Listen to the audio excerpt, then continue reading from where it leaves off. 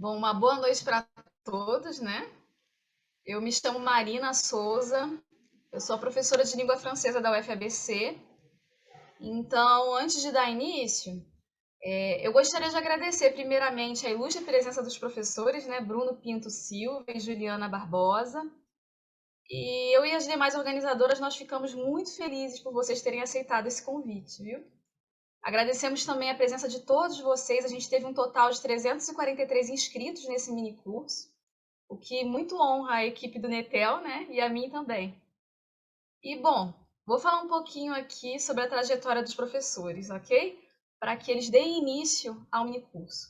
O Bruno Pinto Silva, ele é pesquisador do Departamento de Linguística da USP, da Universidade de São Paulo, e faz parte de estudos do grupo Estudos de Fonologia e Morfologia, o Fonemos.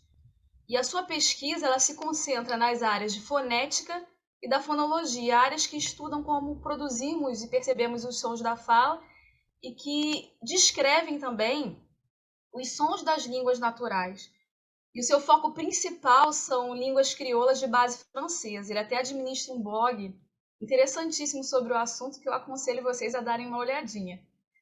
E quanto à professora Juliana Barbosa, ela também é pesquisadora do Departamento de Linguística da Universidade de São Paulo, mestre e atualmente doutoranda em Linguística pela USP. E a pesquisadora ela faz parte do Laboratório de Estudos em Aquisição de Linguagem, o LEAL. O seu foco de pesquisa é a aquisição de fonologia por estudantes de língua estrangeira. E a sua pesquisa de mestrado foi nessa área, né? Contribuiu com o entendimento sobre aspectos da aquisição por estudantes brasileiros, de um conjunto de vogais do francês que não faz parte do sistema do português brasileiro. Então, novamente, eu agradeço a presença de vocês, tá? E eu passo a palavra para esses pesquisadores.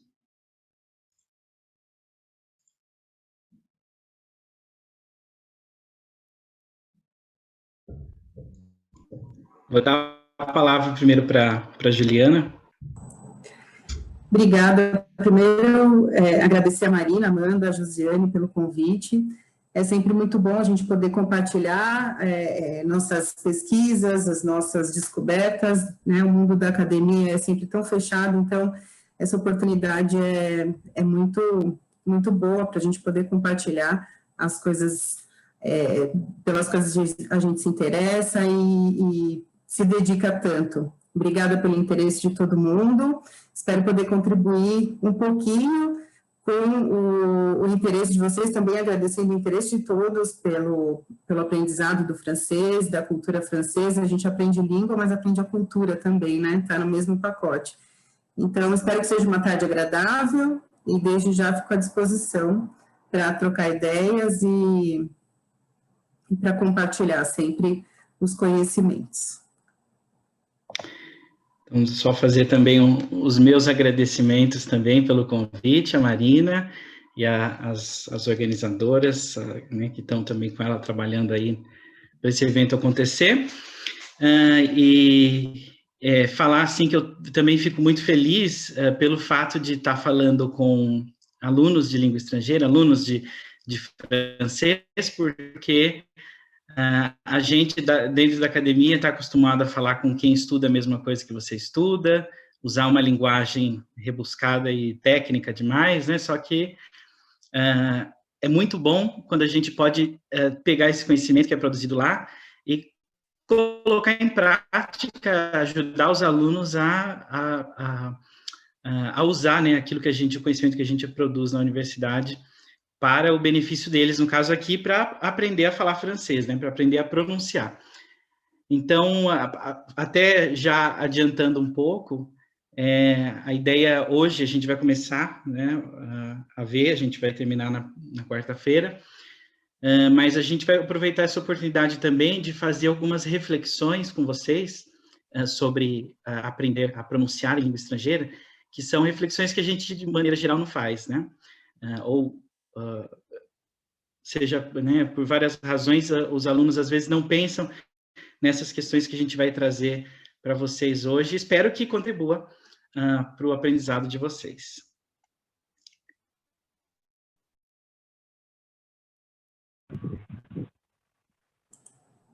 Eu compartilho, Bruno?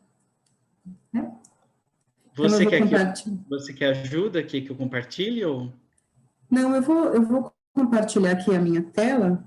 Tá bom. E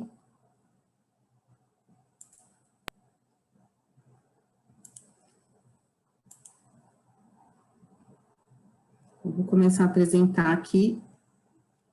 Está todo mundo vendo? Sim. Sim. Bom, então, esse é o título da nossa apresentação, né? A proposta é falar de aspectos da pronúncia do francês para falantes de português brasileiro e com foco no sistema consonantal. Uma coisa que eu gosto sempre de frisar é que, às vezes, a gente cria uma expectativa de falar, a ideia, né, de quando a gente aprende a falar uma língua estrangeira é se aproximar ao máximo do falante nativo. O que a gente sempre enfatiza é que esse trabalho é importante não para falar como nativo, não é impossível, mas é bem difícil a gente chegar a falar como um nativo de francês, mas o mais importante é a fala inteligível. Então, o foco nessa produção oral é falar de forma a ser compreendida, não ser rotulado, porque a fala com sotaque, muitas vezes, nos coloca em situações difíceis. Então, o trabalho do ensino da pronúncia é voltado justamente para evitar esse tipo de situação, às vezes embaraçosa, por erros, né, entre aspas, né, a gente vai ver que alguma coisa são erros, outras a gente considera como desvios e que não causam problema, mas o foco é ter uma compreensão, né, trabalhar de fato a comunicação inteligível. Então, mais uma vez, obrigada por nos ter convidado para participar desse mini curso. E eu queria começar, eu vou procurar, eu e o Bruno, a gente combinou de tentar fazer alguma interação, na medida do possível, são 100 pessoas, eu não sei se todo mundo vai conseguir participar, mas aí os menos tímidos, se puderem compartilhar aí suas ideias, e seus conhecimentos, a gente agradece. Então, uma primeira pergunta que eu coloco aqui, língua e linguagem é a mesma coisa? Alguém aí poderia abrir o microfone e compartilhar alguma definição para língua, para linguagem, se a gente pode usar como sinônimo, se são coisas diferentes e por que são diferentes?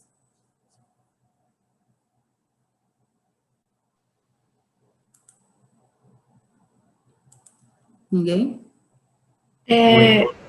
Opa. Não, pode falar, perdão. Não, você falou primeiro, não sei quem foi, mas pode falar.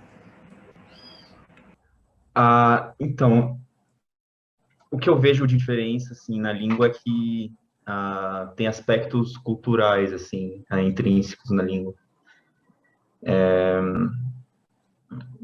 Assim, eu não consigo pensar numa definição certa de língua e linguagem, mas linguagem eu penso, assim, numa linguagem, sei lá, de programação ou algo que não tem uma gramática, sintaxe ou aspectos culturais, pronúncia. E língua tem tudo isso intrínseco para mim. Muito bom, João. É uma forma de definir. A gente pode dizer também que a língua ela é inerente ao ser humano, uma capacidade específica da espécie humana. Enquanto linguagem, ela pode ser animal também, né? Os animais se comunicam de algumas formas até muito sofisticadas. Eu tenho um vídeo aqui para mostrar para vocês, porque assim, a gente entende que a fala, ela é inerente ao ser humano por uma série de questões, né, fisiológicas e de mente, né, o funcionamento da mente humana, e enquanto os animais, por mais que eles tenham uma linguagem sofisticada, ela não chega a ser língua com todos esses atributos que o João falou aí, né? Com gramática, com uma capacidade de compartilhar ideias complexas, né? A gente compartilha coisas abstratas, diferente de outros animais ou de outras linguagens, né? Como ele falou, linguagem de programação, cores são linguagens, né? Por cores a gente se comunica, por desenhos, por imagens. Então, eu vou passar só um pedacinho de um vídeo. Tem uma abelha aqui, nesse slide, Não é por acaso, é uma abelha bonitinha, mas é porque as abelhas, especialmente, elas têm uma capacidade de comunicação, um sistema de comunicação muito sofisticado, né? Eu não vou passar o vídeo todo, eu vou avançar aqui e vou explicando para vocês. E depois vocês vão receber o material e vão ter o link para assistir ao vídeo, se vocês se interessarem. Então, esse vídeo aqui foi feito por 2 pesquisadores que eles queriam entender como é que uma abelha avisa a outra a fonte de alimento, a fonte de néctar, né? Então, eles pintaram algumas abelhinhas, deixa eu avançar aqui, e ficaram observando o que elas faziam quando elas voltavam para a colmeia, né? Eles tinham uma hipótese de que elas avisavam as outras abelhas, e aí o que eles fizeram? Eles pintaram o dorso das abelhinhas, eu perdi aqui, eu acho que está por aqui. Então, eles pintaram o dorso da abelhinha, eles descobriram que quando elas voltam para a colmeia, elas fazem um desenho em forma de 8. E, a depender da direção, aqui tem uma pintadinha de vermelha, se não me engano, a depender da direção e da distância que elas percorrem nesse desenho de 8, é a indicação para as outras abelhas irem buscar o alimento. Então, eles fizeram esse experimento aí, pintaram dorsos de cores diferentes, e aí ficaram analisando como é que elas fazem essa dança aí para avisar as outras abelhas. Então, só para mostrar para vocês que existem sistemas de comunicação muito sofisticados, mas não como as línguas humanas, né, que a gente chama as línguas naturais. A linguística, né, a gente vai vendo um pouquinho do nosso peixe, né, Bruno? A gente vai falar um pouquinho do que a gente estuda de modo geral. A linguística é o estudo da fala, portanto, é o estudo da fala humana. Tanto línguas naturais quanto línguas artificiais, né? Ela se divide em algumas perspectivas de estudo, a gente vai tratar aqui dessas 2 primeiras, que é a fonética e a fonologia, que são os estudos dos sons das línguas e como eles são representados na mente, mas também se estuda do ponto de vista da morfologia, que é a formação de palavras, da sintaxe, que é a formação de frases, semântica, pragmática, e tem estudos do discurso também. Então, as unidades de estudo vão se ampliando até o estudo do discurso. A gente entende que a fala e a escrita são sistemas distintos, né? A linguística se interessa também pela escrita, mas nos nossos estudos, né, de fonética e fonologia, a gente lida com sons, e a gente precisa quebrar um certo paradigma que, às vezes, estudante de língua não tem a gente, também por hábitos escolares, a gente se prende muito à língua escrita, né? Então, a gente se prende aos livros, é muito difícil para um adulto aprender uma língua estrangeira sem o suporte da escrita. Então, por exemplo, no português, eu estou trazendo primeiro os exemplos do português para a gente ter isso bem claro, né?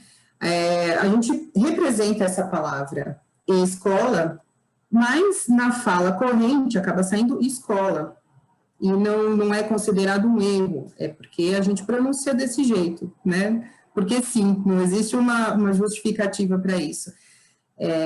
Assim como, né, a palavra preguiça, muito comumente ela é pronunciada preguiça.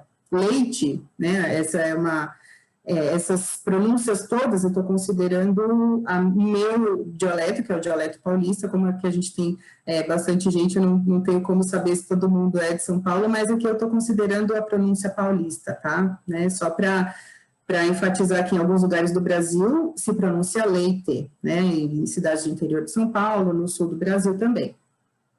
Então, aqui, de cara a gente já viu que a palavra escola, escrita, não corresponde à pronúncia, assim como palavras escritas com o podem ter a pronúncia com u, como amigo, coruja, né? É muito comum a gente dizer coruja em vez de coruja. Resumindo, então, o sistema escrito nem sempre é uma captura da realidade da pronúncia, a escrita não é uma representação precisa da fala, e existem outras regras que a gente vai ver ao longo do curso que vão alterar a saída fonética, né? Então, o som, às vezes, ele é alterado por causa de coarticulação. Então, quando tem duas vogais juntas, a gente acaba pronunciando de uma forma X ou Y por causa da coarticulação dessas duas vogais, e com consoantes também, enfim, a gente vai ver isso em mais detalhes mais para frente.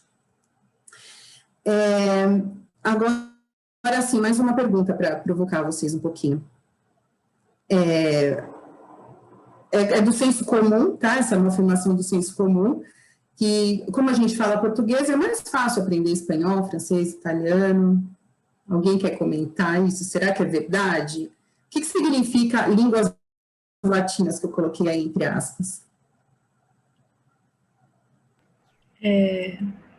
Assim, na minha opinião, eu já me debati muito sobre esse assunto, pensando, quando eu queria escolher os idiomas que eu ia estudar, e eu sinto que sim, existe uma facilidade. Não significa que essa facilidade significa que seja fácil. Significa que, comparado a estruturas de idiomas que, por exemplo, são japonês, ou principalmente aqueles que têm um alfabeto completamente diferente, uma escrita, assim, completamente anormal, entre aspas, ao olho de uma pessoa que estudou e é fluente em português.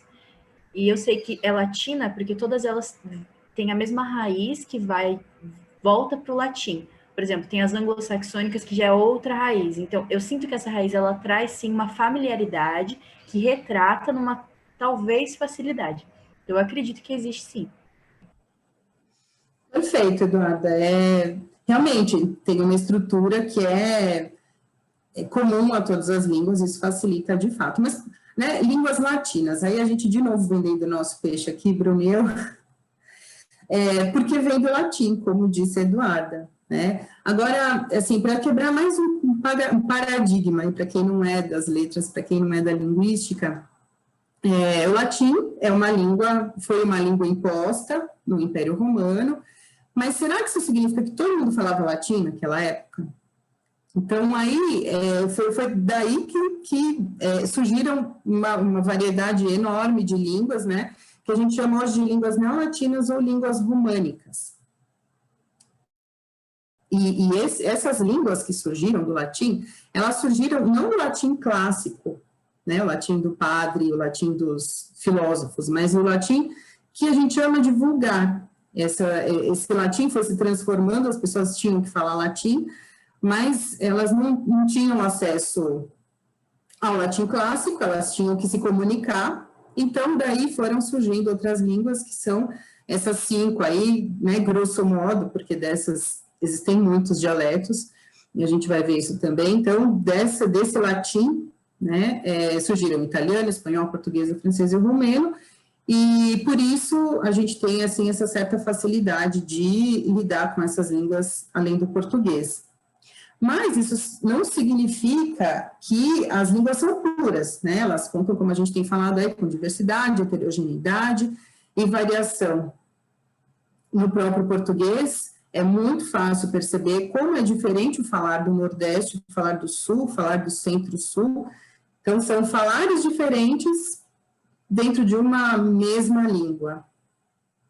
No caso do francês, esse latim que foi variando teve influência de línguas celtas e da língua frâncica, né, que foi trazida pelos invasores francos.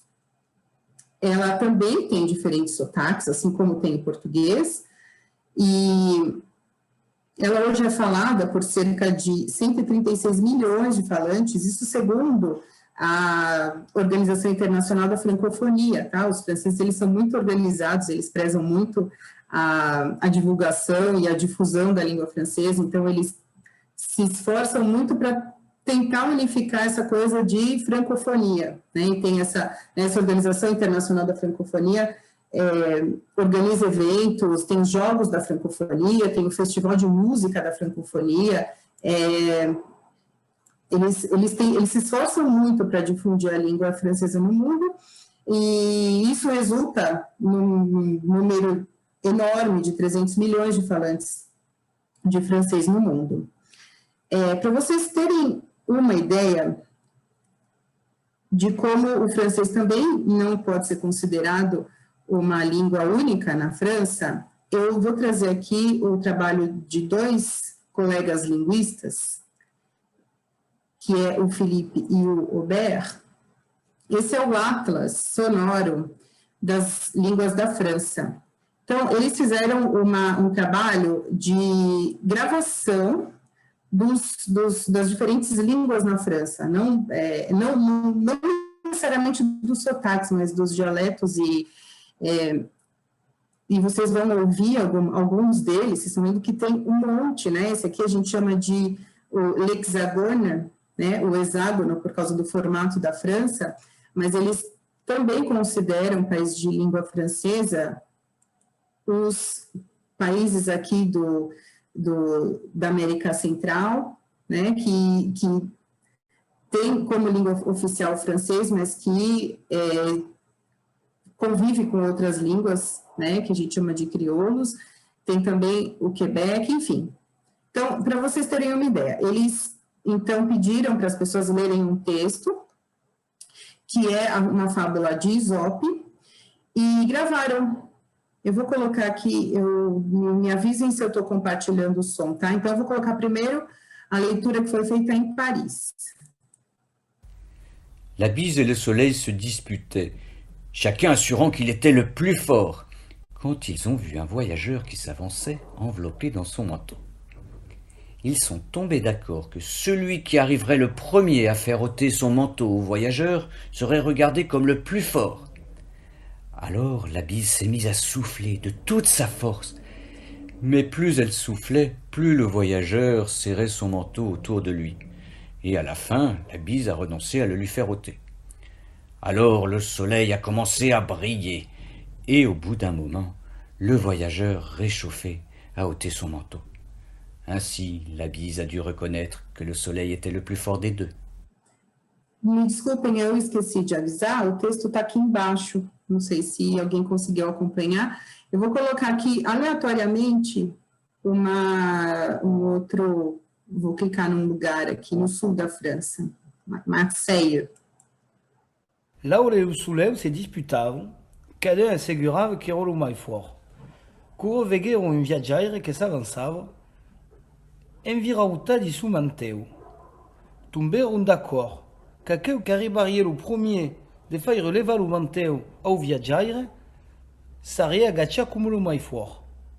Alors, Lauro se mettait de buffar de toute sa force, mais le mais buffava, le mais o viajeiro quichava seu manteu alentour d'eu e, fin final, Lauro renonçait de lhe faire levar. Alors, le soleil commençait de briller et, au bout du moment, le viajeiro rescaufa, levait son manteu. Ainsi, Lauro degué reconnaisse que le soleil era o mais fort des deux.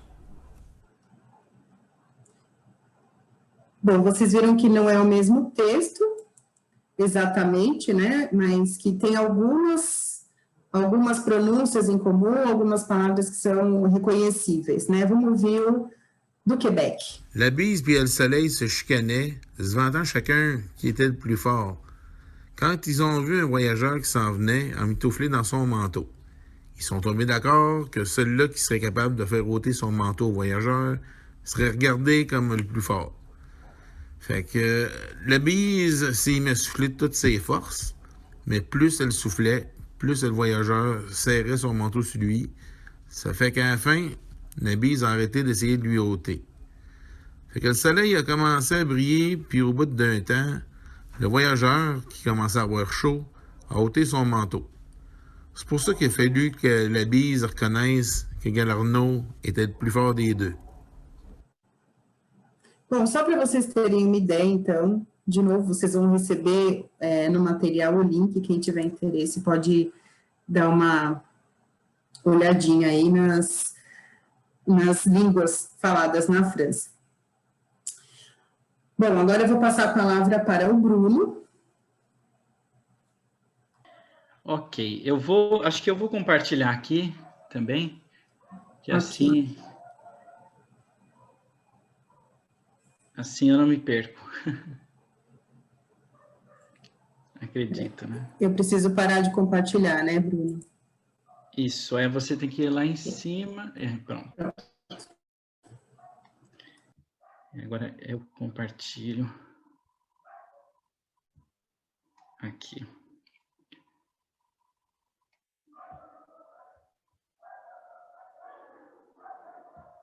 Compartilhando. Agora vai.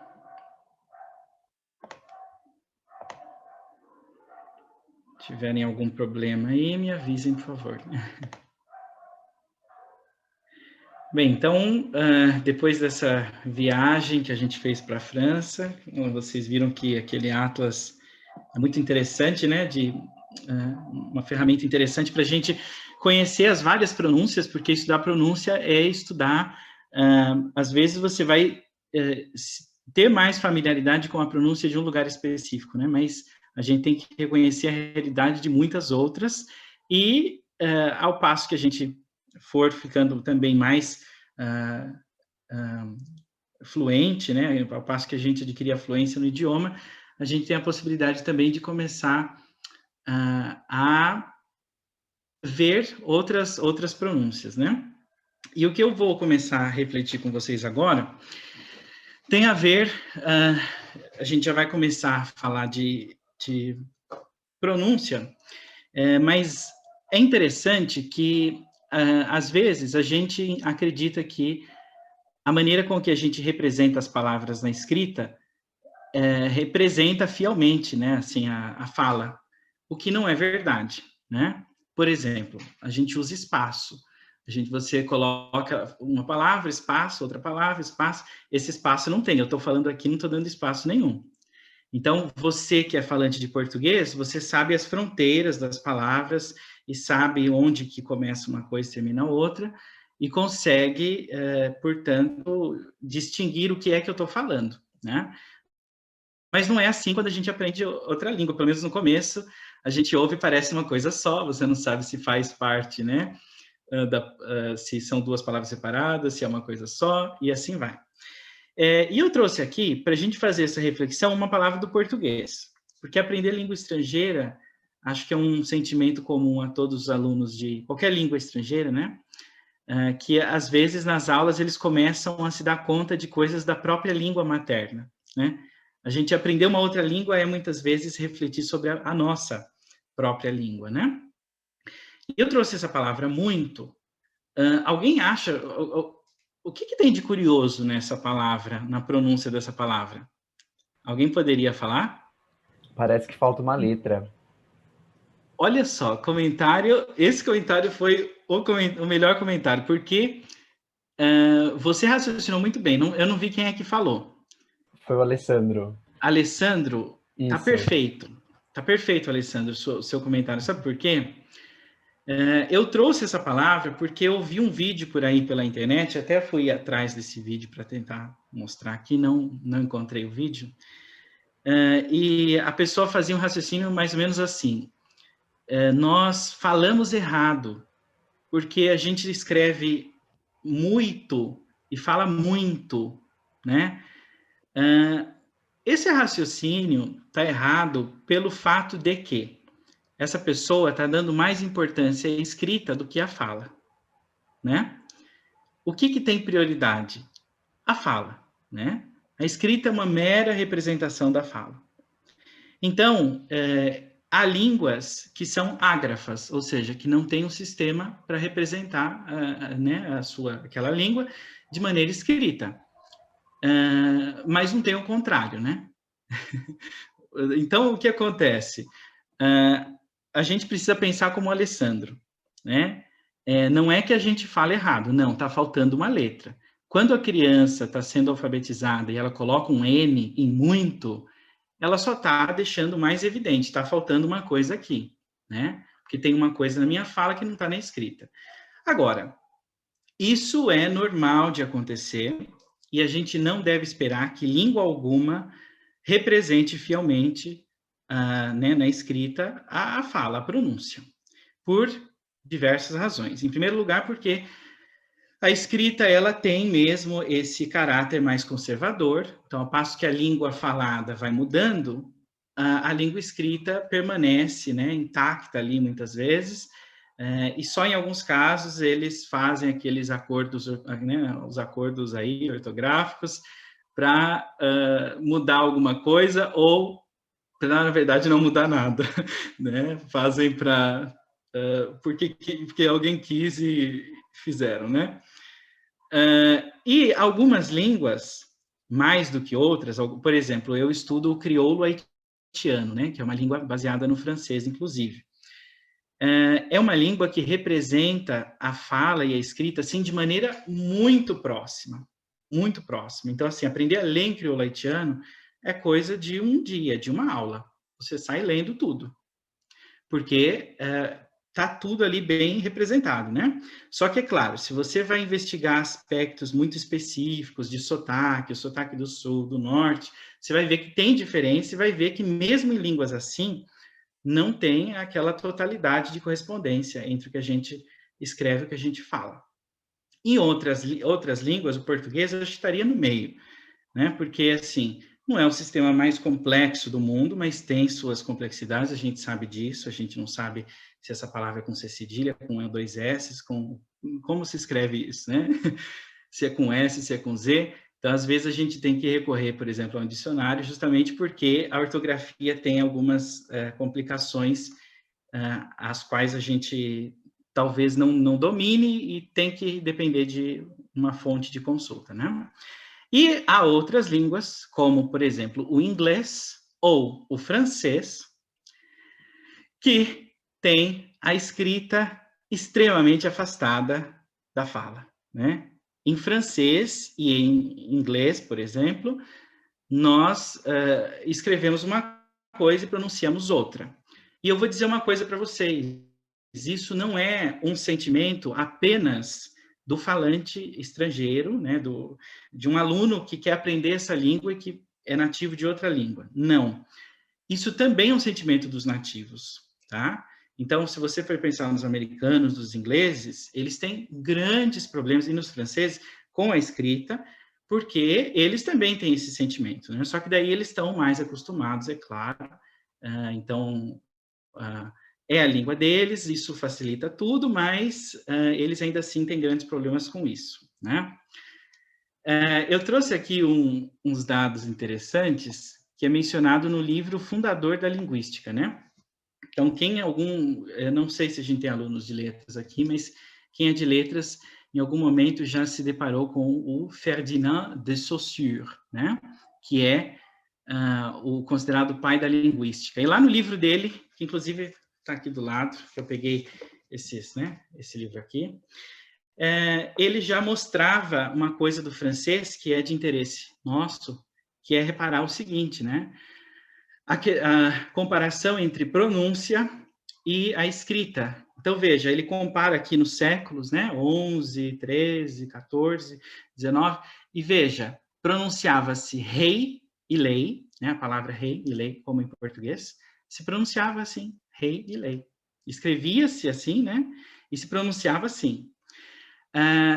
Já mudou depois para roi e loi, né? Eu não sei se, como ele não colocou aqui os símbolos específicos para eu saber que sons são, eu estou fazendo uma pronúncia, uma tentativa de pronúncia aqui, né? Aportuguesada. E se escrevia da mesma maneira que se pronunciava. Já no século XIV, eles passaram a pronunciar roé e loé, né? Roé e loé, e continuaram escrevendo com OI, né? Os dois. E no século XIX passaram para roi e loi, a pronúncia, que é a pronúncia inclusive atual, né? Para rei e para lei, mas mantiveram aquela escrita, né? Lá do século XIII. Então vejam, aí começam as complicações que a gente, como aluno de língua estrangeira, aluno do francês, tem hoje, né? Você vê um O e um I, e a pronúncia não é oi, é o, a, o a, né? No caso atual, né?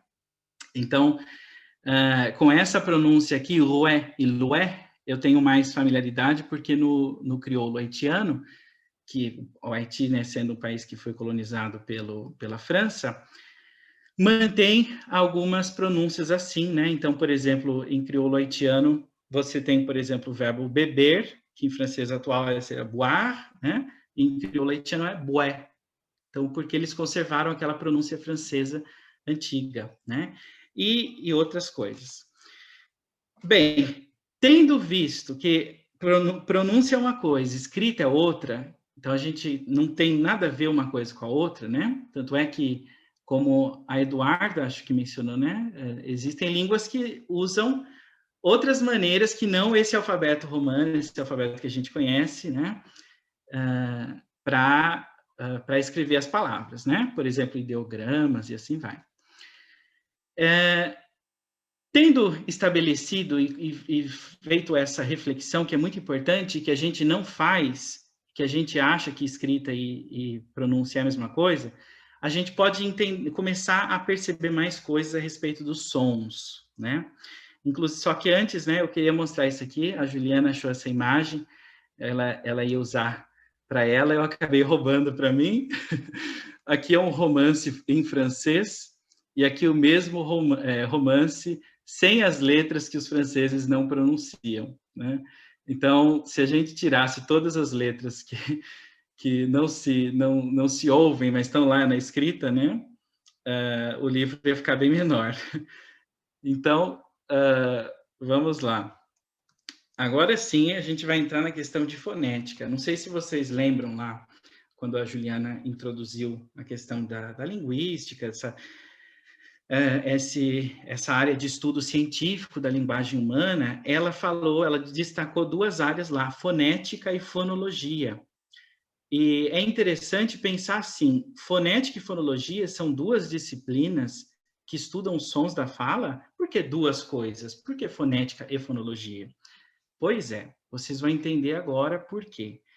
E vocês vão entender que essa reflexão que a gente vai fazer para entender uma questão a respeito dos sons, sobre a qual a gente não pensa muito, vai ser muito importante para nós, porque a gente vai poder entender a raiz dos nossos problemas, das nossas dificuldades, ao pronunciar em língua estrangeira, ao pronunciar em francês, e entender qual é a raiz, o porquê que a gente tem essa dificuldade. A gente vai, primeiro, né, não desanimar tão facilmente e também conseguir remediar isso, né? Conseguir, de alguma forma, implementar alguma prática que nos ajude a melhorar a nossa situação. Então, eu quero mostrar para vocês um vídeo. Eu procurei um vídeo em francês desse. Infelizmente, não achei. Eu ainda vou continuar procurando, porque eu quero ter em várias línguas. Mas a gente vai ver em inglês mesmo. Eu não sei se eu devo... Vocês estão vendo a minha tela do YouTube? Sim. Sim. Estão vendo? Ok. Então, eu vou colocar aqui para a gente assistir. Oui. Oui, merci.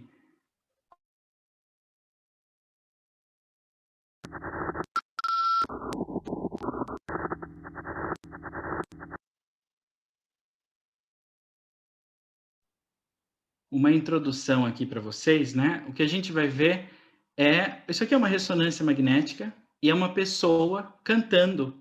E a gente vai ver o quê? Tudo o que acontece aqui quando a gente produz a fala. Então, vamos lá.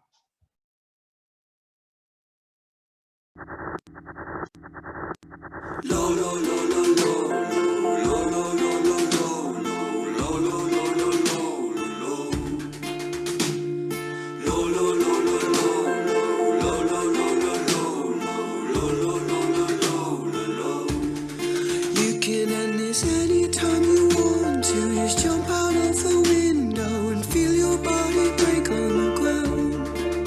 Or you can come a little closer, come ride my magic carpet and follow stars to Bethlehem.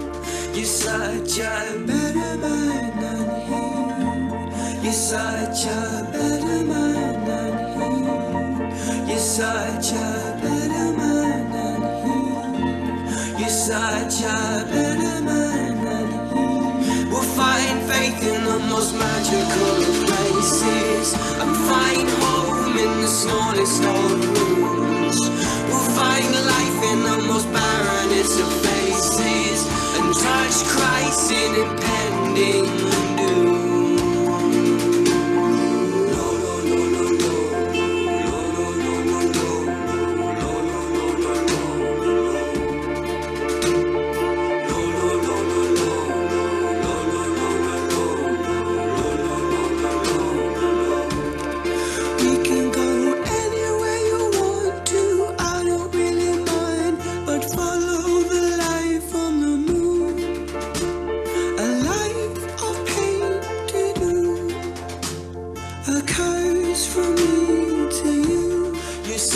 a better man. Vamos lá, eu vou interromper, eu acredito que foi suficiente, porque a gente tem muita coisa para ver. Vocês viram uma coisa que é interessantíssima, porque a gente faz todos esses movimentos, né, a todo momento, produzindo a fala, né? Eu parei de compartilhar para o né? A gente não pensa sobre esses movimentos que a gente faz, né? A gente simplesmente faz. O cérebro manda o comando, a gente faz, né? Então, assim, a fonética, ela estuda exatamente isso, todos esses movimentos que a gente faz, por exemplo, no trato oral, para produzir a fala, né?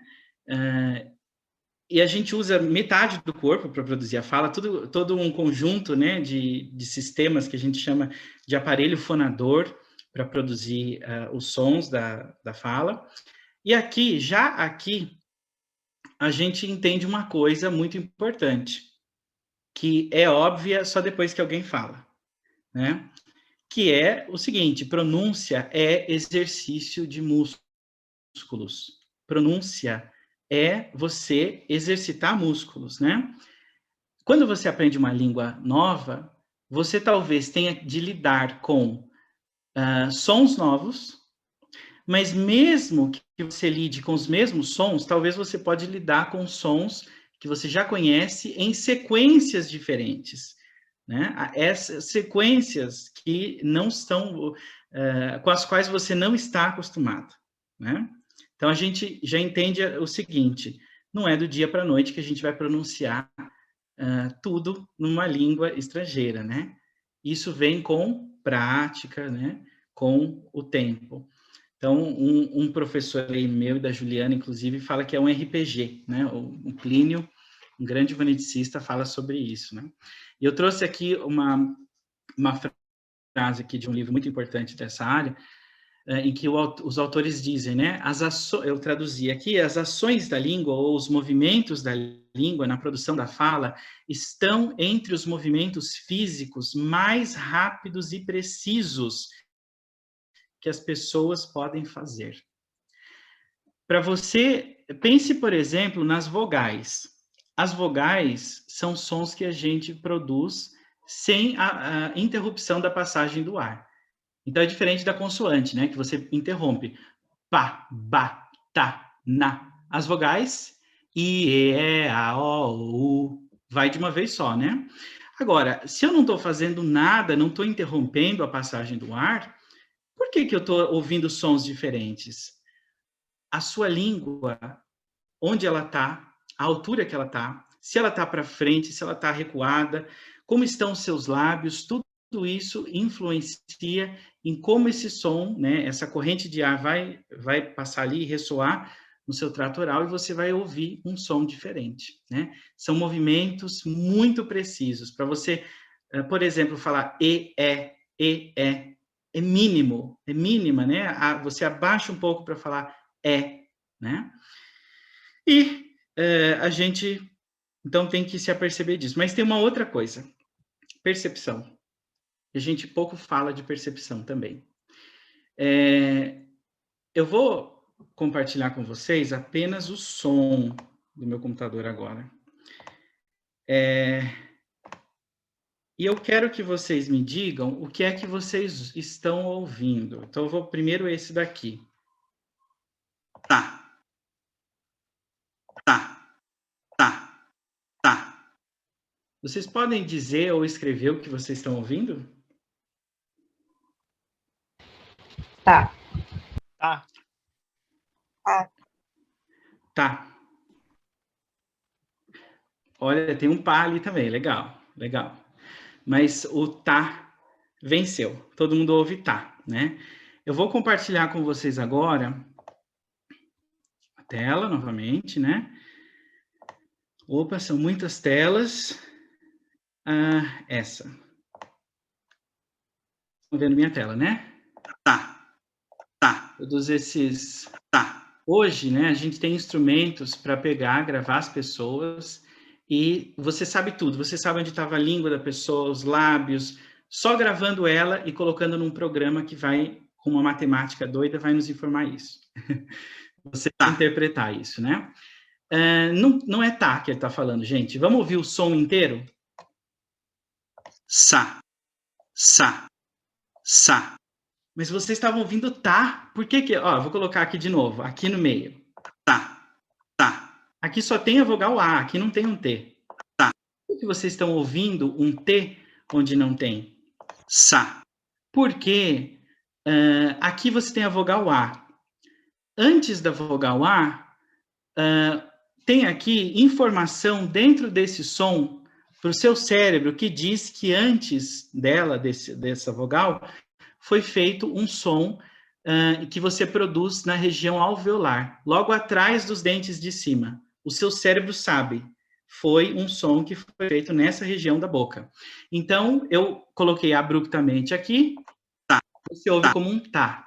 Mas não é só esse som, não é só o T, tá, tá, que você faz com a ponta da língua nessa região atrás da arcada dentária superior. É o S, né? Então, seu cérebro achou que era o T, mas na verdade era o S. Agora você tem a informação toda, né? Mas essa informação de qual consoante estava antes dessa vogal já está lá na vogal, né?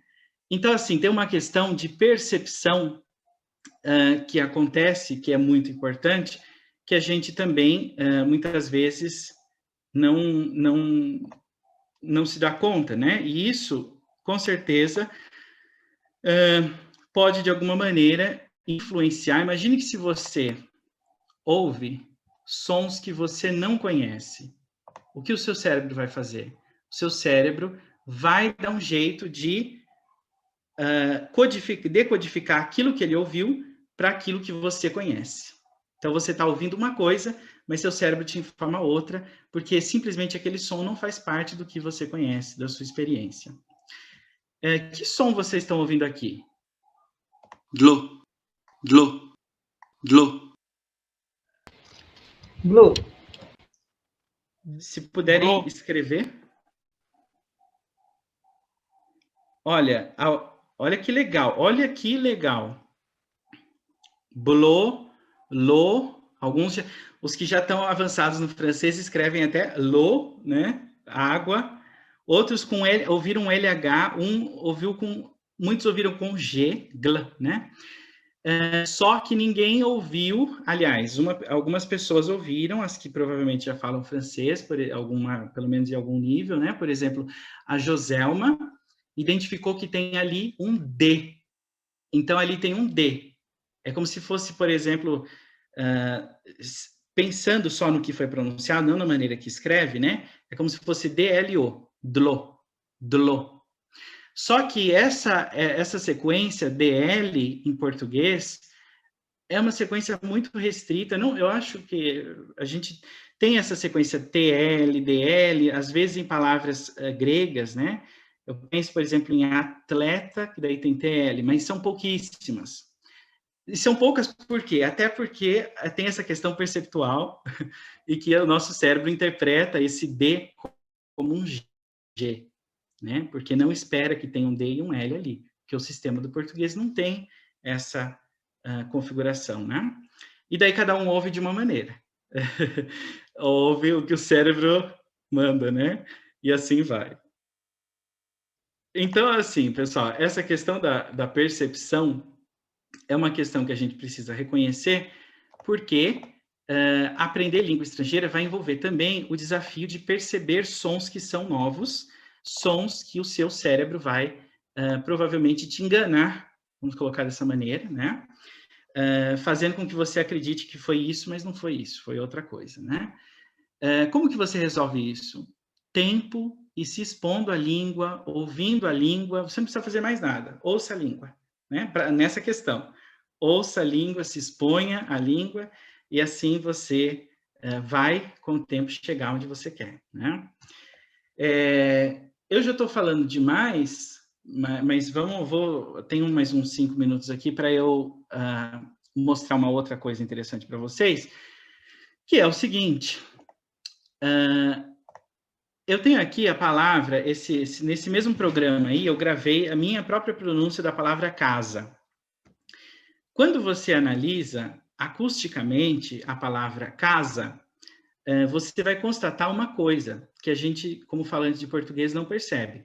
O primeiro A e o segundo A em casa não são o mesmo som. São dois sons diferentes, tá? Agora vocês podem aí começar a falar casa, casa, casa e tentar reparar nisso. Casa, O outro som não é A, porque não é casar, é casa, né? Então, um som é A, o outro som é tá? Fisicamente, você tem a possibilidade de analisar essa pronúncia e falar casa, né? Você tem esses valores, eu coloquei isso aqui só para exemplificar para vocês. Eu sei, por causa desse valor, que está em 800 e esse está em 400, que em uma língua está mais alta, na outra língua está mais baixa, né? Então, a língua está mais baixa nesse A, K, tanto é que o médico, ele pede para você fazer que vogal quando você vai ao médico, para fazer A, né? Então, ele quer ver lá no fundo. Ele não vai pedir para você fazer I, porque a sua língua estaria lá no céu da boca, né? I, a língua estaria impossível, não daria para ver nada. Nesse segundo A, a língua está mais alta já, né? Então, assim, fisicamente são dois sons diferentes. No entanto, você tem a palavra casa, que a gente escreve assim, C-A-S-A. Você tem isso aqui, uma transcrição fonética, em que a gente utiliza símbolos especiais para escrever aí sobre os sons. E aqui eu constato, casa. Eu vou representar com dois símbolos diferentes, porque são dois sons diferentes. No entanto, essa é uma questão fonética, uma questão física do som. Agora, tem a fonologia. E a fonologia, ela está um pouco menos interessada nessa questão física, mas ela está interessada mais em entender como na mente do falante esses sons estão distribuídos, organizados. E para a fonologia, para a mente do falante, não importa a língua está mais para baixo, mais para cima, no som de A, que para ele é o som de A nos dois lugares. Casa, são dois sons de A, tá? E por isso a gente diz, se a gente perguntar para alguém aí na rua, quantos sons de A tem a palavra casa? Ele vai falar 2, porque para ele, esse detalhe físico, que é fonético, uma questão física, na mente dele está codificado, não, um só é variante do outro. Só que a gente na verdade, pode perceber que esses sons são diferentes quando a gente coloca ele no lugar errado. E a gente não faz isso, na verdade, né? Mas hoje em dia, a máquina está falando com a gente, né? Ou seja, os computadores, os celulares estão falando com a gente. E eles, às vezes, ou o Google, às vezes, não contrata linguista, né? O que seria um pecado, porque os linguistas que podem ajudar o computador a falar, ou, às vezes, o linguista cometeu um erro, né? E eu vou contar só para encerrar aqui essa reflexão que eu queria fazer com vocês, sobre uma experiência que eu tive, no ano passado, né? Eu estava viajando um lugar que eu não conhecia, portanto, estava usando o GPS. E o GPS falou, em vez de falar, na verdade, saída 23A, o GPS usou aquele segundo A de casa, aquele A que é né? E, portanto, ele falou saída 23A. Saída 23A não é a mesma coisa que saída 23A. Aí sim a gente percebe que o português tem dois sons de A, né? Para encerrar, né, eu só queria destacar aqui que é muito importante que a gente reflita sobre a nossa própria língua, para a gente começar a ver coisas de outra língua também, né? É um processo, a gente vai estar sempre refletindo, e isso, sem dúvida, vai ser muito enriquecedor e vai nos ajudar, como eu disse lá no começo, a enfrentar esses problemas, né? Esses nossos desafios. E agora a gente chega no francês, mas eu espero que tenham gostado dessas... A gente não tem oportunidade, eu agradeço de vocês terem dado essa oportunidade de a gente falar dessas questões assim que a gente não vê nas aulas de língua, né? Mas que são interessantes de o aluno saber, que podem ajudar o aluno, e agora aqui falando de vogais, nós temos uma especialista em vogais aqui, que é a Juliana, que vai assumir a partir de agora. Bruno, a gente tinha falado sobre fazer uma pausa, estamos bem no meio agora do tempo, vocês querem levantar, tomar uma água, 5, no máximo 10 minutos? É bom para vocês ou a gente continua direto? Sim. Vocês que decidem, gente. Sim. Tá, 5, 10 minutos, 5 minutos, será? Pouco? Algumas pessoas estão pedindo para não parar, mas então, assim, para agradar todo mundo, a gente para 5 minutos, então. Só para esticar a perna e tomar uma água. 5 minutos. Até já, pessoal. Às 17h08, estamos de volta.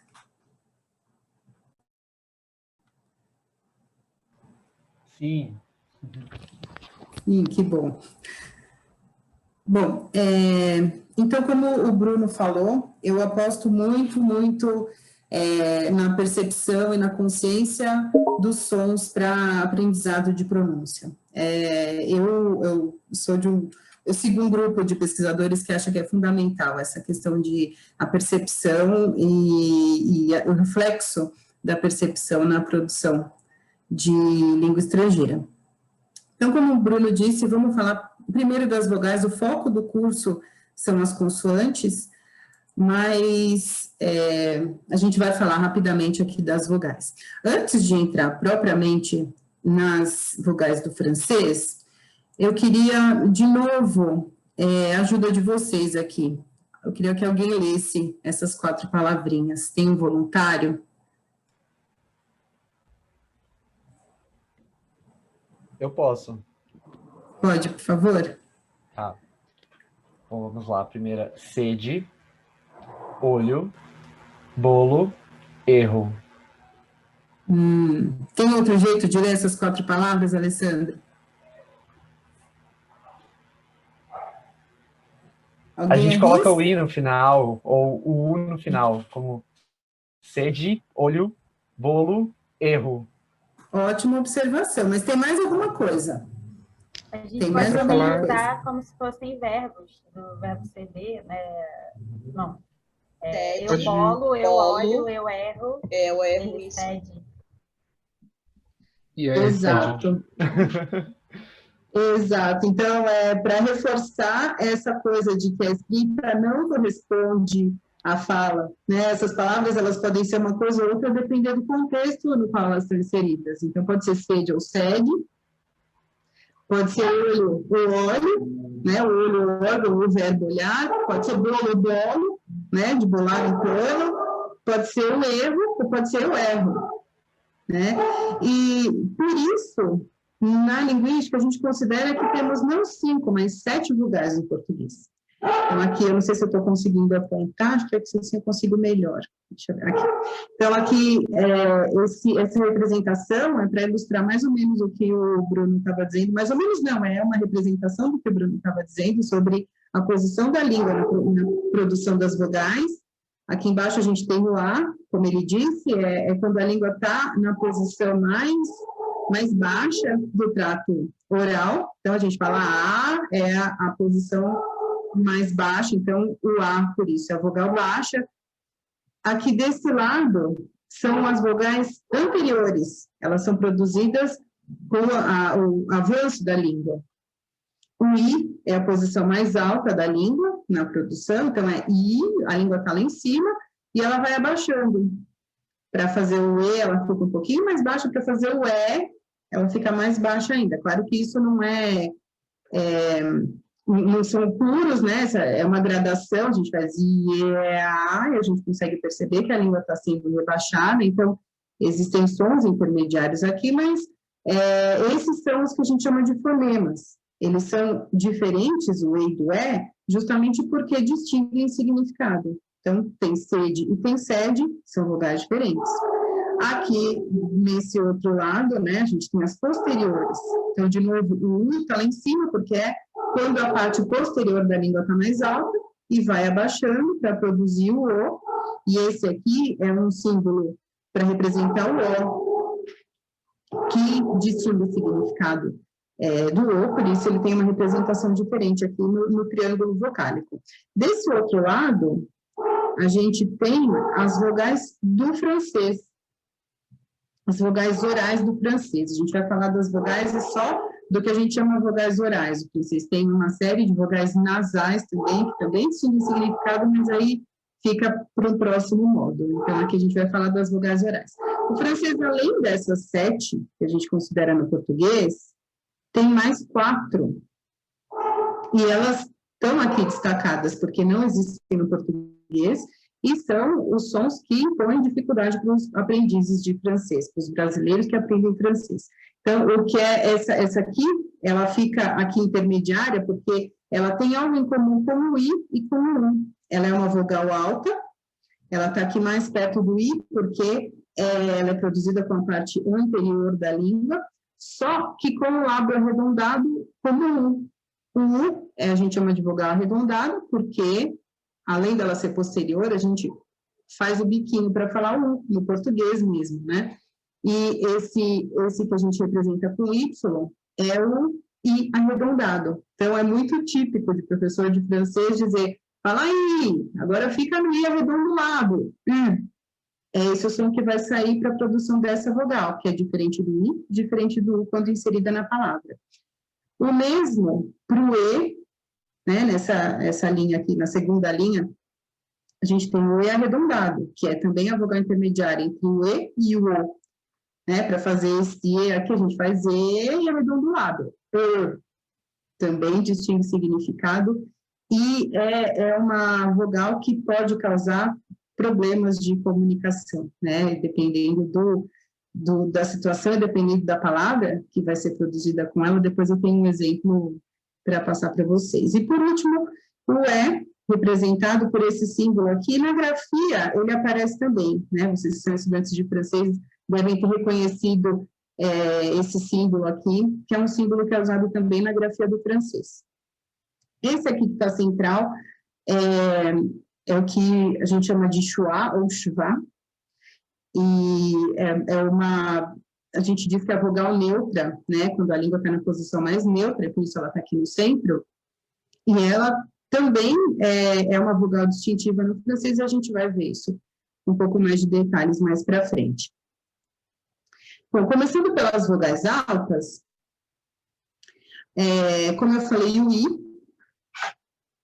o som I do francês, ele aparece com grafia I ou com grafia Y, como nesses dois exemplos. Li, é li mesmo, stylo, significa caneta, que é grafado com Y. Ele tem outras formas de escrita, como, por exemplo, o trema e o circunflexo. O circunflexo é uma questão de discórdia, como o Bruno falou sobre reforma ortográfica, né? Os franceses, eles são super resistentes a reformas ortográficas. O desacordo ortográfico, não é? Exato. Então, esse I aqui, ele caiu. Mas como a gente trabalha com material que não é necessariamente material produzido muito, super recentemente, se eu não me engano, essa reforma ficou sendo debatida desde 1990 e ela só entrou em vigor em 2016 e teve muito protesto. Os franceses ficaram revoltados com a queda do circunflexo. O circunflexo sobre o I caiu em palavras onde ele não mudaria o significado, não teria um papel na pronúncia, né? O francês, como o Bruno fez um comentário muito pertinente, muito importante sobre a correspondência, né, da escrita e da pronúncia no crioulo. No francês, ela não é completamente, né, não existe de fato a correspondência, mas ela é mais coerente do que no português, né? A gente tem as regrinhas, e se a gente seguir as regrinhas, e um exercício que é muito legal para treinar a pronúncia é a leitura, porque, embora não exista correspondência, a regra pode ser aplicada sempre, né, com algumas poucas exceções.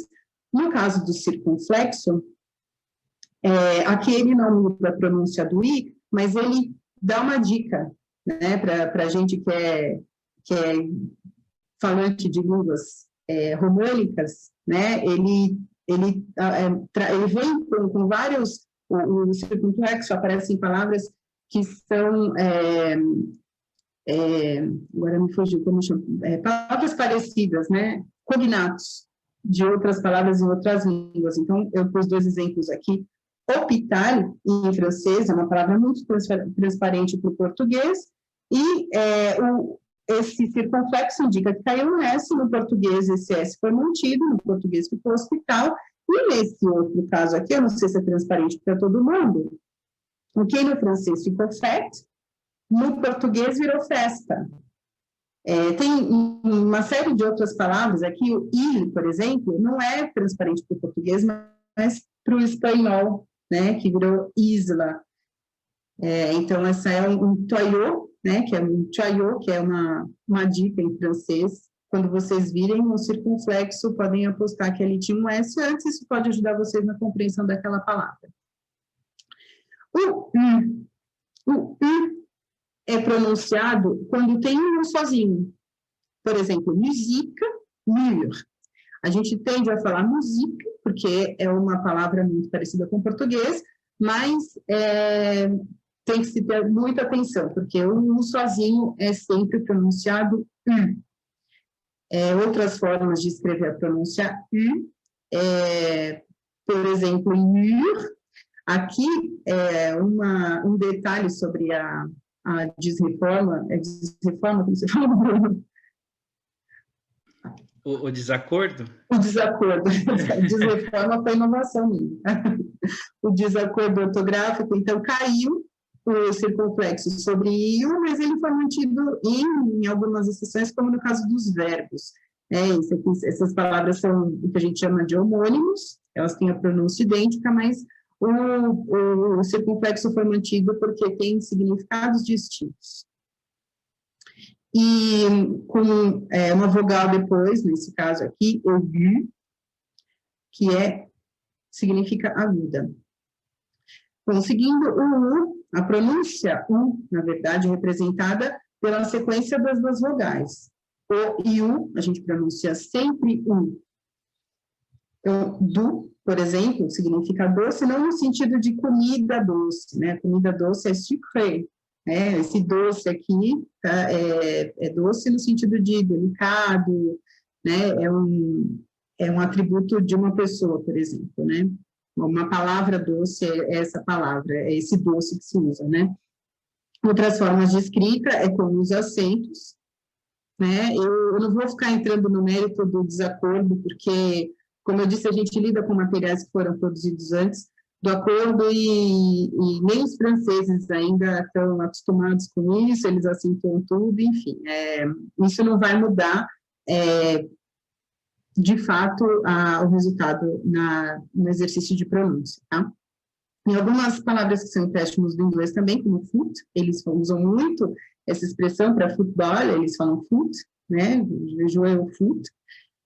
Blues, também uma palavra empréstimo do inglês. Os franceses, eles também são muito resistentes a mudarem a pronúncia, geralmente eles conservam, tem até um exemplo que eu coloquei mais para frente, quando eu vou falar das consoantes, o nome próprio, Dom Juan, por exemplo, eles não dizem Dom Juan, eles dizem Dom Juan, porque escreve com J, e a pronúncia do J em francês é Jean, então eles falam Dom Juan. Teve uma vez que eu estava escolhendo uma música para aplicar na minha aula, e eu primeiro sempre ouço a música, tento entender tudo, tento, né, descobrir alguma coisa que tem estranho, e aí eu ouvi uma coisa que eu não conseguia entender, e o professor repetia bitólia, bitólia, bitólia, e aí eu fui procurar na letra, né? Nossa, eu nunca ouvi essa palavra bitólia, é Beatles. Então, eles são muito resistentes e eles falam bitólia, eles não falam Beatles. Eu acho muito, muito interessante. Bom, então, com esses exemplos aí, a gente falou das vogais altas, né, como elas são representadas, e vocês viram que não tem muita variação, né, o que eu acho que é mais importante a gente ficar atento a essas vogais que não tem no português, a forma como elas são representadas. Passando, então, para as vogais médias, o E e o E, eu coloquei aqui junto, porque os franceses não fazem tanta distinção entre E e E. Em algumas situações, que a gente vai ver também no próximo slide, a gente pode falar uma coisa ou outra, e inclusive é uma marca dialetal. Em alguns casos, isso não muda o significado. O E é uma vogal que tem bastante variação na grafia. Geralmente, o E, quando tem esse acento agudo, é o E por excelência, não é o E nem o E arredondado. Sempre que tiver uma palavra grafada com acento agudo no E, a pronúncia é E, né?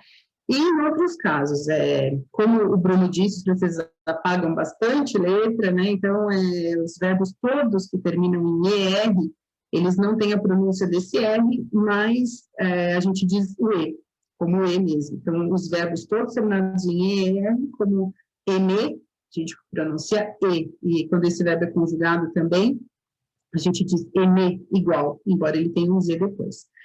E os plurais também. Quando tem um S, a gente não pronuncia o S final, mas a gente pronuncia essa vogal como E de fato. E uma variação é quando tem mais um E para indicar que é feminino, né, como nesse caso, journée. Esse E final, ele não muda nada na pronúncia, só para indicar que é feminino. A pronúncia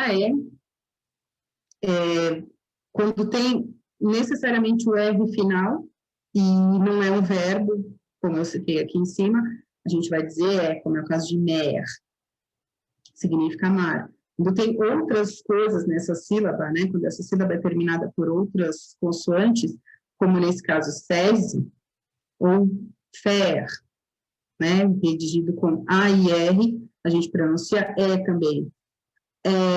O E acentuado, se esse acento for um circunflexo, se ele for um acento grave, se ele for trema, também a pronúncia é. Então, enquete, mer, que é, como eu disse no outro slide, um homônimo, né? Homofone de mar, mer, Noël, belle, alouette, e assim por diante. Nesse caso aqui, quando a gente tem duas consoantes repetidas, o E, que é anterior, é pronunciado como E.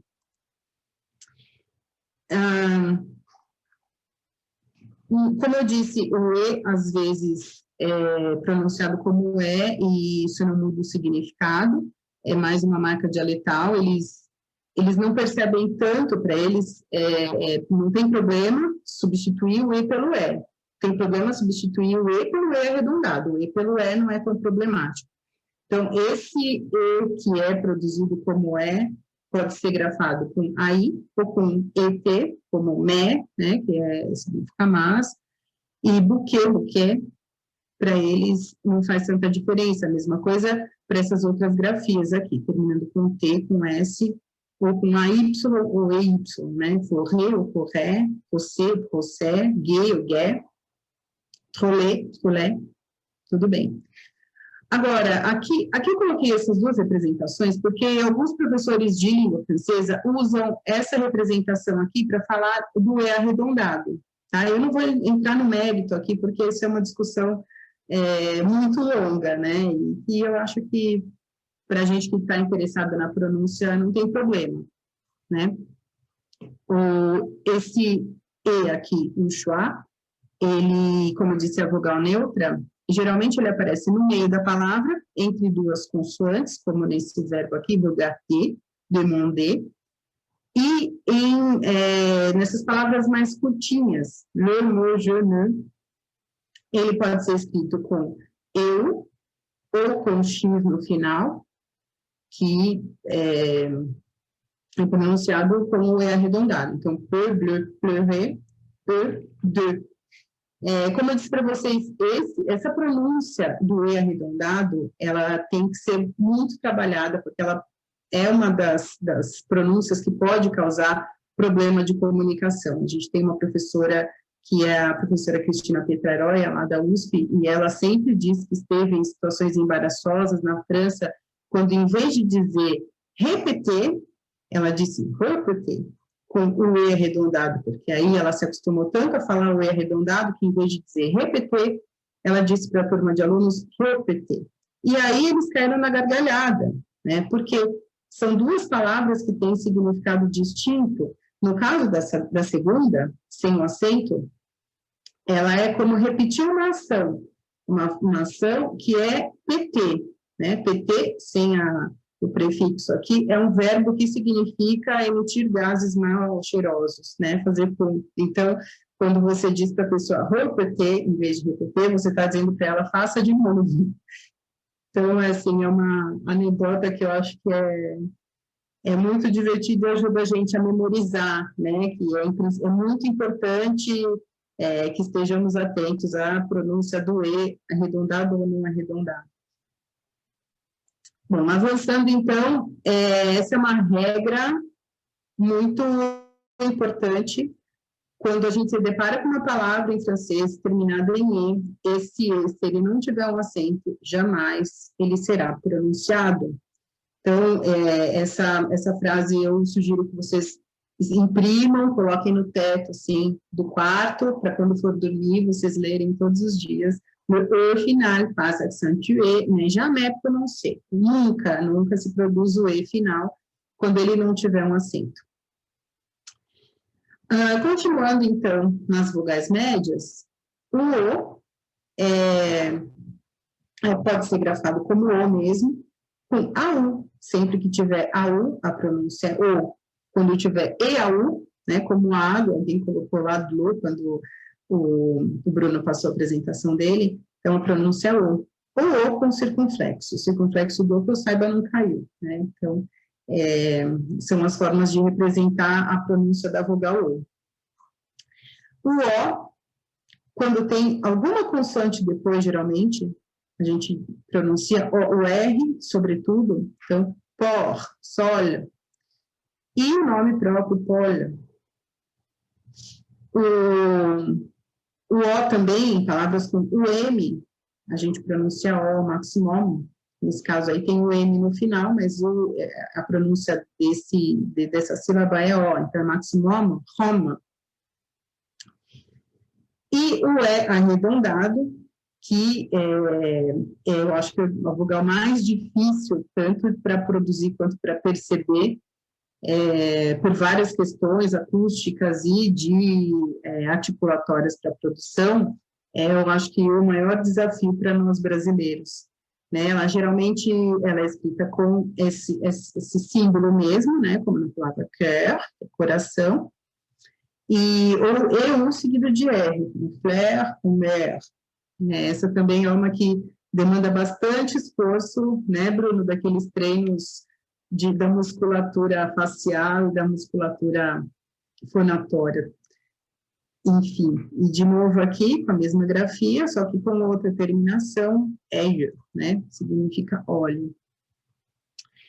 A vogal baixa A é a que menos impõe desafios para a gente, né, existem, se vocês forem procurar sobre pronúncia do francês, vocês vão encontrar talvez alguma variação do A, que eles dizem que tem um A que é mais longo que outro, em palavras como pat, que um é pata de cachorro, o outro é pasta, mas parece que no francês falado atualmente essa variação se neutralizou, então não se faz mais essa diferença dos As pelo tamanho dele, né, por ser mais longo ou menos longo.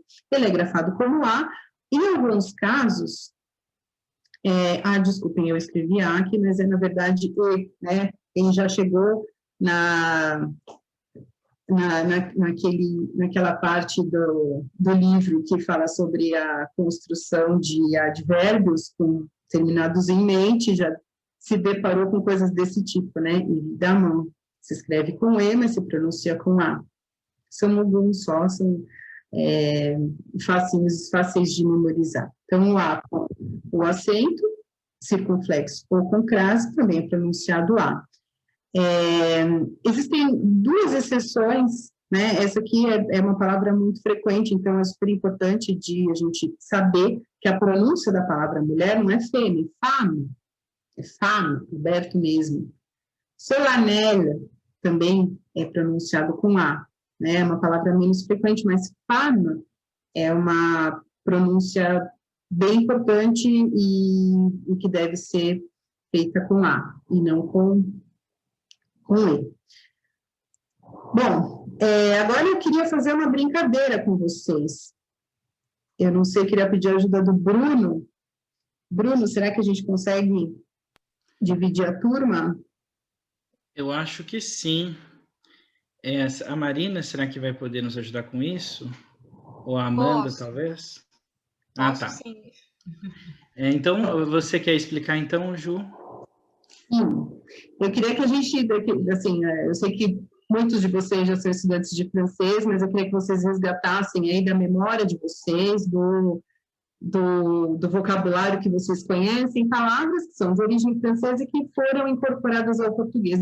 Não vale essas 3, hein? Ó, aqui eu já dei 3 dicas, essas não valem. Tem que tentar lembrar palavras do francês que foram incorporadas no português e que a gente usa normalmente.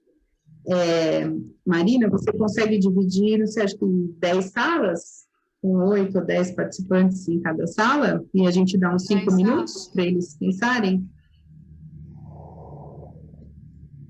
Deu cerca de 10 pessoas para cada sala, 10 salas. E algumas Tá ótimo. memórias. Tá. Bom, né? Então, para os que não conhecem o Zoom, é só entrar na sala.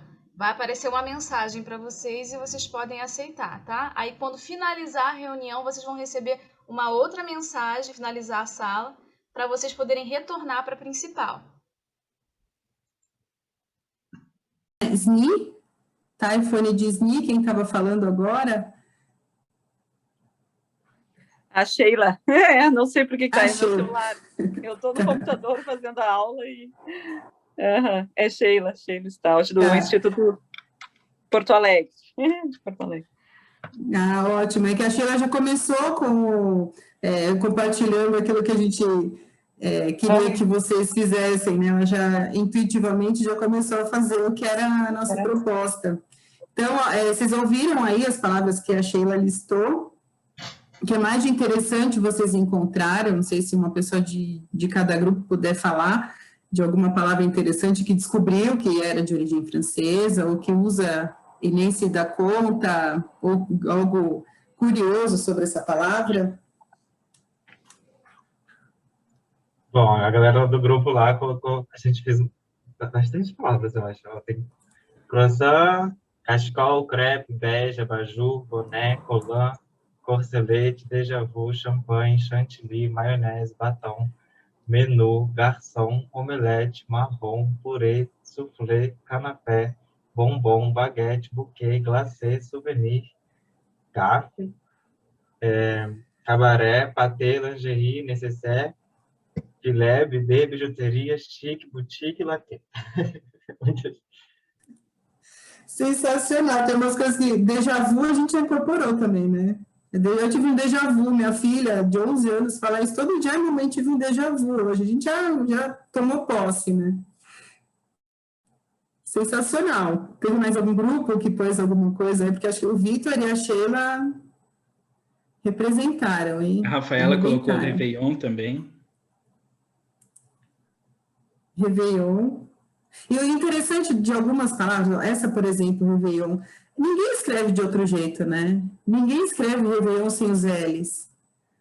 Então, assim, o francês, de alguma forma, está na nossa rotina e a gente sabe que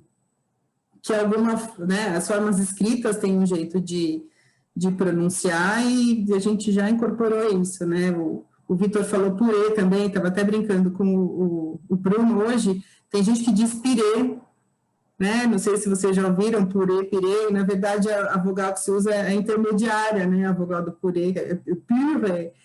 Não é nem pirê nem purê, mas a gente já aportuguesou e fica meio que comprou. Muito associado a como o falante percebeu, né? Esse U, se ele percebe como I, se ele percebe como U, né? E daí vai falar purê ou pirê. A gente fica nessa confusão. Metrô. Tem o Bruno falando aí do vai e vem, né? Tem algumas palavras, esporte é uma palavra, né? Que assim, se a gente for ver nomes de lugares que ainda desportos, No francês tem o, né, era despotage, que daí foi para o inglês, e aí voltou, então as palavras viajam, assim, é bem interessante essa perspectiva. O próprio déjà vu já vi como déjà vu, porque significa, né, já vi, a gente já associou, déjà vu, já vi, muito interessante.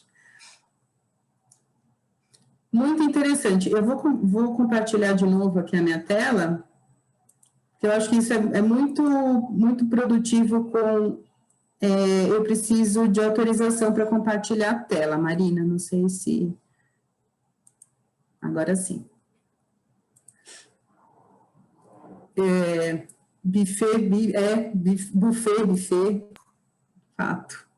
Assim, esse é um trabalho que eu acho que é bem interessante para fazer com alunos iniciantes, né? A gente não se dá conta, que eu tenho uma lista que geralmente eu apresento para os meus alunos, e aí só para ilustrar, né? Tem, além dessas que eu coloquei aqui, tem várias outras que eu nem lembrava e que vocês se lembraram aí, foram citando. Então, isso eu acho que é muito interessante para mostrar que não tá, as coisas não são tão distantes, tem muita palavra que é transparente, né, a gente diz que são parecidas com palavras do português, e que aí a gente vai adaptando e vai incorporando o francês e a língua vai sair de forma natural. Oi, tem alguém falando? Acidente. Bom, então, a gente vai começar, né, a falar um pouquinho das consoantes, não vai dar tempo de avançar muito, mas a gente tem uma pergunta para vocês, né? Qual é a consoante do francês que é mais difícil de pronunciar? Para vocês que são aí estudantes, quem está começando, quem já tem alguma experiência. Eu tenho... Desculpa. Tenho bastante dificuldade com Y. O que é o I arredondado, né? É desse Y que você está falando?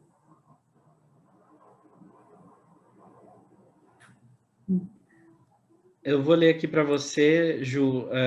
O pessoal está falando R. O R com certeza, muito difícil, TR junto. Bom, será que a gente sabia que vocês iam responder R? Veja que a gente escolheu para representar, né? Vou deixar você apresentar aí, Bruno, esse vídeo. Ok, vou apresentar então aqui o seguinte vídeo. Aqui.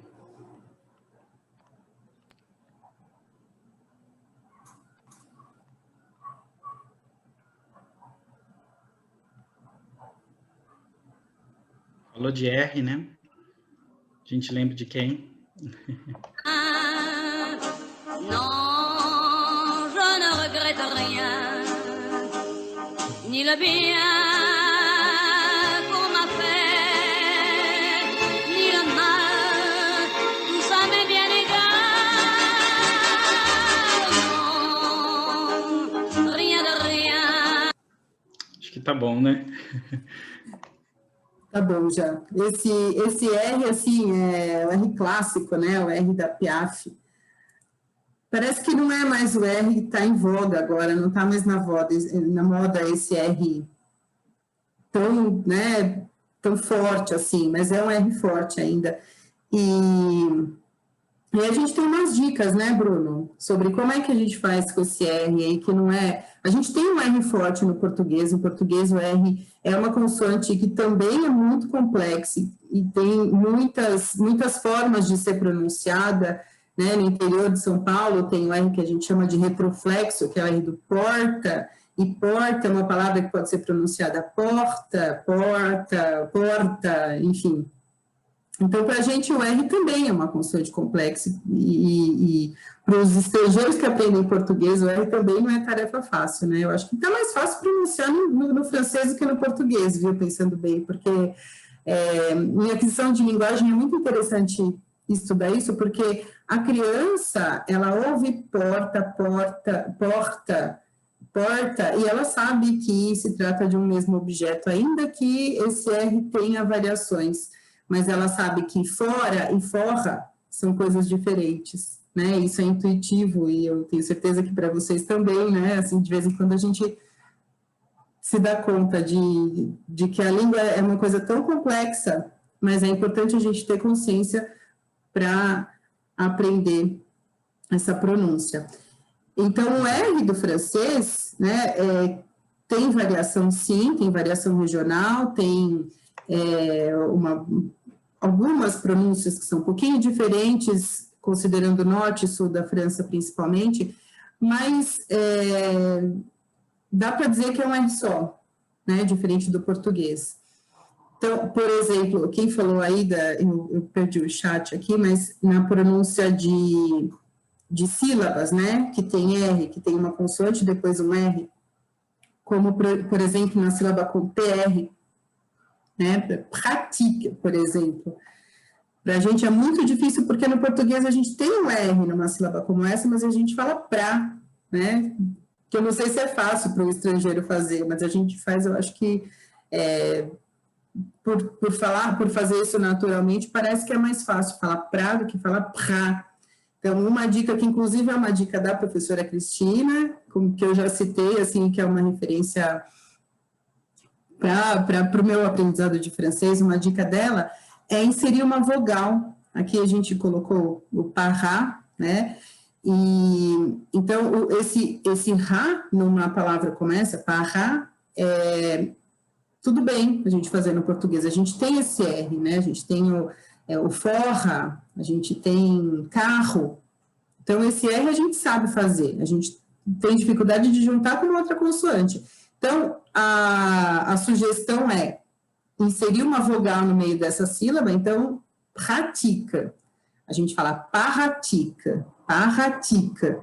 E vai acelerando até sair uma coisa só. Então, vai chegar uma hora que você vai falar prática. Tudo isso é exercício de todos aqueles músculos que o Bruno mostrou no início da apresentação. Uma outra dica, Bruno? Então, essa outra dica aqui é uma dica, assim, pensando exatamente na articulação, né, desse R, é muito parecida ao movimento que a gente faz para pronunciar o G. O G com o som, não com esse som G, né, com o som G, G. Então, se vocês, por exemplo, depois forem lá na frente do espelho e falar Gá, Gá, vocês vão notar que a língua lá no fundo, né, ela se eleva, ela vai tocar o que a gente chama de véu palatino, vai impedir a passagem do ar, depois você deixa e faz o Gá, né? Só que o R, você vai deixar esse ar passar, você não vai impedir, ou seja, você não vai fazer o som do G, né? E eu tenho aqui um vídeo... Writing's not that easy. Mostra, né? Não é exatamente esse o som. Eu queria achar um que fosse exatamente o do francês, mas esse já vai nos ajudar bastante a visualizar isso e pensar no movimento que a gente precisa fazer. Vocês estão vendo o vídeo? Sim. Sim? Ok. Então, deixa eu colocar aqui para vocês.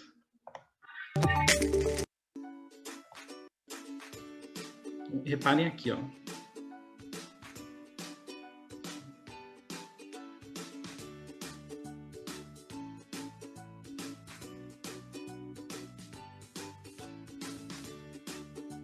Já. Bem, era esse trecho só, né, que mais importante para nós aqui. Para a gente visualizar o que é que a gente faz quando a gente produz esse R, né?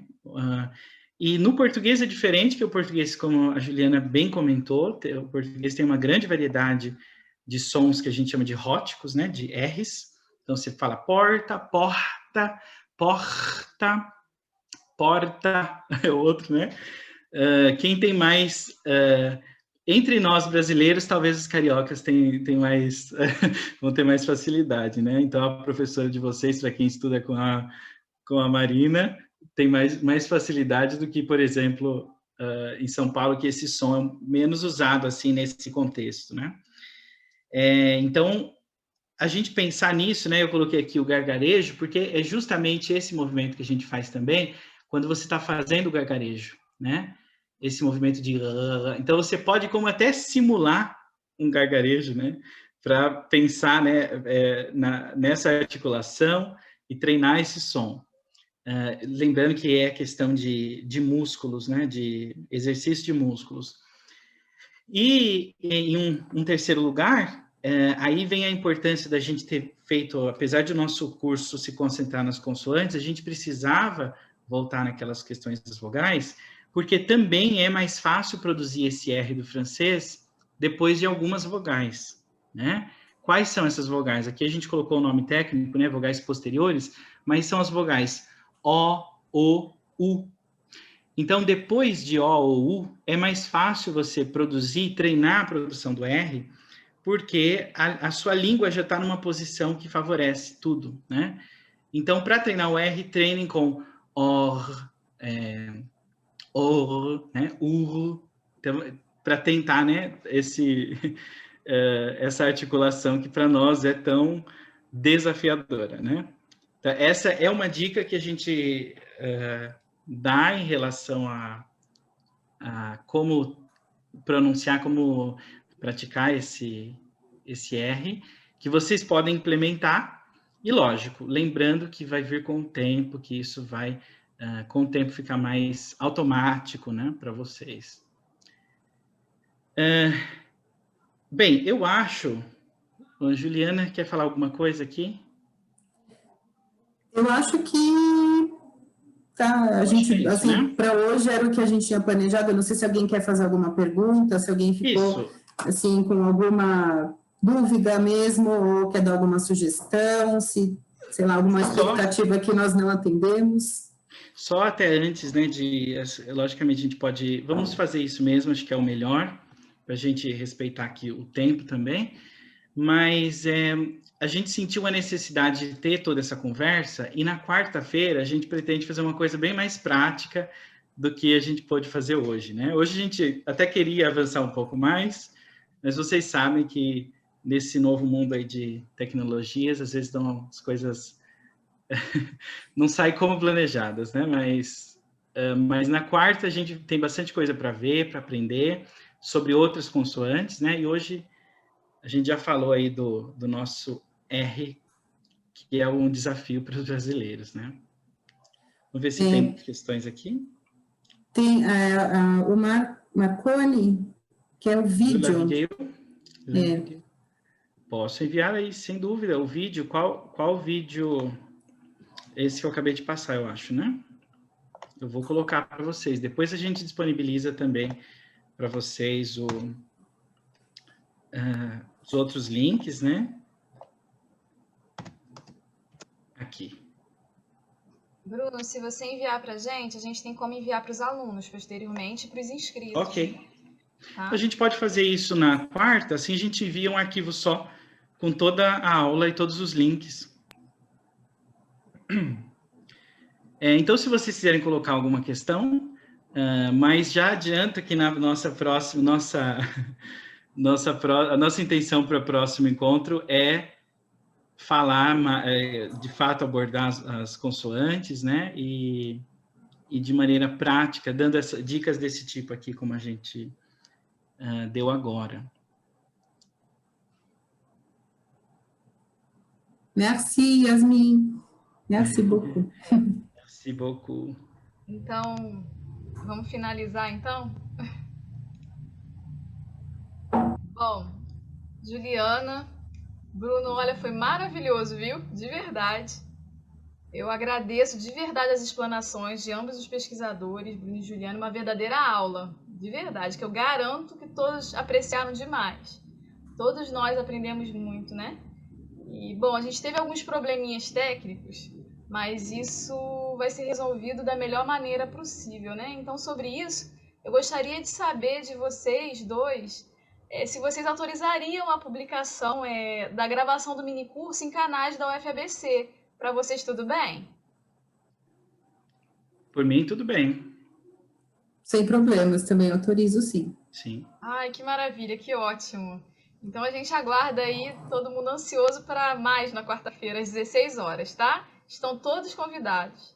Tenham uma ótima noite e até a próxima. Marina, só quero agradecer também a Amanda e a Josiane, que eu não citei por nome, mas fiquei pensando depois aqui, que eu quero agradecer também pela ajuda com a organização aqui. Sem elas, impossível. Obrigada, imagina. A gente que agradece a vocês. Então tá bom. Uma boa noite para todos. Boa noite. Obrigada, pessoal. Até quarta. A mercredi. Au revoir. Au revoir, tout le monde. Au revoir.